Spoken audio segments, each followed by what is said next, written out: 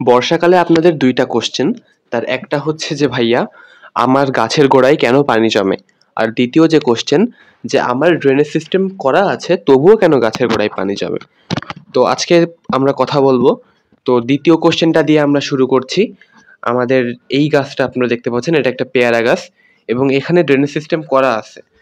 তো মূলত আমি দেখুন মাটি হাতে নিয়ে দেখছি যে এখানে বালির পরিমাণটা ঠিক আছে কিনা। মূলত হয় কি যে যখন ননস্টপ ৩-৪ দিন বৃষ্টি হয় সেই সময় আমাদের গাছের যে পানি ধারণ ক্ষমতা অর্থাৎ মাটির পানি ধারণ ক্ষমতা সেটা কমে যায় এবং ড্রেনেজ সিস্টেম দিয়ে যে পানি রিলিজ হওয়ার যে হার সেটার তুলনায় বৃষ্টিপাতটা বেশি হয়। এইটা হওয়ার কারণে আমাদের গাছের উপরে পানি জমে যায়। তো এটা টেনশন করার কোনো কারণ নেই। বৃষ্টি শেষ হওয়ার ০.৫ ঘন্টা থেকে ১ ঘন্টার মধ্যে আপনার পানিটা ইনশাআল্লাহ রিলিজ হয়ে যাবে।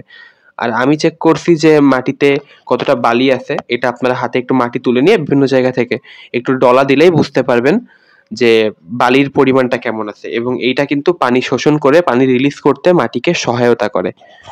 তো আশা করছি আপনারা বুঝছেন এবং বৃষ্টি শেষ হওয়ার ১ ঘন্টা সর্বোচ্চ তার মধ্যেই পানিটা রিলিজ হয়ে যাবে ইনশাআল্লাহ, যদি ড্রেনেজ করা থাকে এবং মাটিতে বালি দেওয়া থাকে। এরপরে আমাদের যেই ফার্স্ট কোয়েশ্চেন ছিল যেটা, যে আমার গাছের গোড়ায় পানি কেন জমে? তো এইটা মূলত আপনার ড্রেনেজ সিস্টেম করা নাই তাই। তো আমার এই গাছটাতে করা আছে ড্রেনেজ সিস্টেম, তবুও আপনাদের সুবিধার্থে দেখাচ্ছি। যদি কারোর করা না থাকে তাহলে কি করবেন? আপনারা একটা সিরিঞ্জ নিয়ে নিবেন গাছের গোড়ায় এবং এর একটা সিরিঞ্জ দিয়ে যত বড় হয় তত বড় সিরিঞ্জ দিবেন এবং এইভাবে আপনারা সিরিঞ্জটা দিয়ে পানিটা টেনে ফেলে দিবেন, না হলে গাছটাকে একটু কাত করে পানিটা ফেলে দেবেন। এটাই সবথেকে শ্রেয় উপায়। আর আরেকটা জিনিস আপনাদেরকে বলতে চাই, সবাই চেষ্টা করবেন ড্রেনেজ সিস্টেমটা করতে, তাহলে আসলে গাছের স্বাস্থ্যের জন্য ভালো হবে। বা মাটিতে একটু বালি মিশিয়ে দিতে, এটাও কিন্তু ভালো।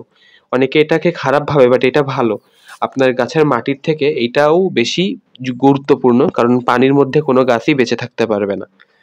তো আশা করছি আপনারা সবাই বুঝছেন এবং যত বড় সিরিঞ্জ নেওয়া সম্ভব সেটাই নিবেন এবং পরবর্তীতে গাছ লাগানোর সময় ড্রেনেজ সিস্টেম করার চেষ্টা করবেন। তো এই ছিল আজকের ভিডিও। এটা মূলত মেইন ভিডিও হিসেবে যাবে না, আপনাদের কোশ্চেনের অ্যান্সার হিসেবে চলে যাবে। সকলকে সাবস্ক্রাইব করার অনুরোধ জানাচ্ছি। আসসালামু আলাইকুম।